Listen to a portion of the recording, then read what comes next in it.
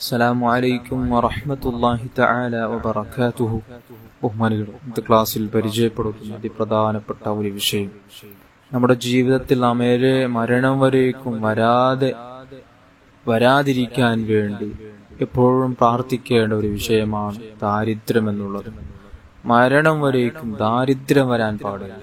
ഒരാൾക്ക് ദാരിദ്ര്യം പിടിപ്പെട്ടാൽ അദ്ദേഹം ഇസ്ലാമിനെ തന്നെ വലിച്ചെറിഞ്ഞ് അന്യമതം സ്വീകരിക്കുമെന്ന് മഹാന്മാർ നമുക്ക് പഠിപ്പിച്ചതാണ്.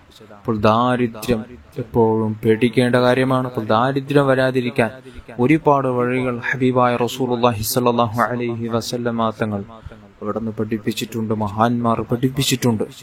എന്നാൽ നിങ്ങൾക്കൊരു സൂറത്തിനെ പരിചയപ്പെടുത്താം.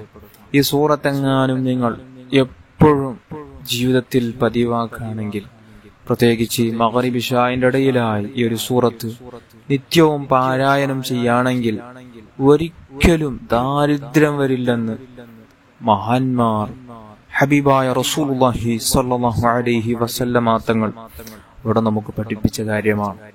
ഏതാണ് ആ സൂറത്ത്? നമുക്കൊക്കെയും അറിയാവുന്ന ചെറിയൊരു സൂറത്ത്, സൂറത്തുൽ വാഖിഅ സൂറത്ത്. ഇദാ വഖഅത്തിൽ വാഖിഅ എന്ന സൂറത്ത് നമുക്കൊക്കെയും അറിയാം.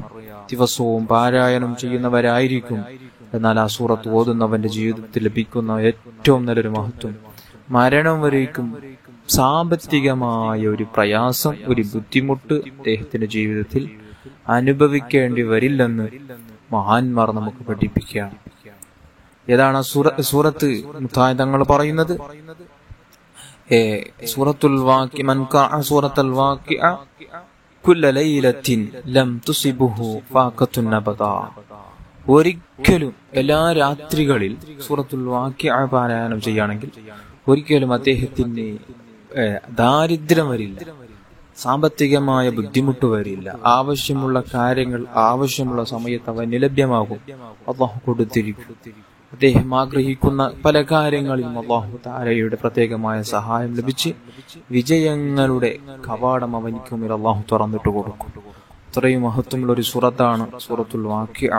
അതുകൊണ്ട് എല്ലാവരും ജീവിതത്തിൽ പതിവാക്കണം. പതിവാക്കുന്നവർ ഒരിക്കലും കൈവിടാതെ ജീവിതത്തിൽ അത് പതിവാക്കാൻ, ഇനി വീണ്ടും നമ്മുടെ ജീവിതത്തിൽ ഒരിക്കലും വിടാതെ സൂക്ഷിക്കാൻ ശ്രമിക്കണം. അല്ലാഹു നമുക്കൊക്കെയും ഭാഗ്യം തരട്ടെ. സൂറത്തുകളും അതേപോലെ തന്നെ ദിക്റുകളും സ്വലാത്തുകൾ ജീവിതത്തിൽ പതിവാക്കി ആഖിറവും ദുനിയാവും രക്ഷപ്പെടുന്ന യഥാർത്ഥ മുത്തഖീങ്ങളുടെ കൂട്ടത്തിൽ അല്ലാഹു നമ്മെല്ലാവരെയും ഉൾപ്പെടുത്തട്ടെ. ആമീൻ യാ റബ്ബൽ ആലമീൻ.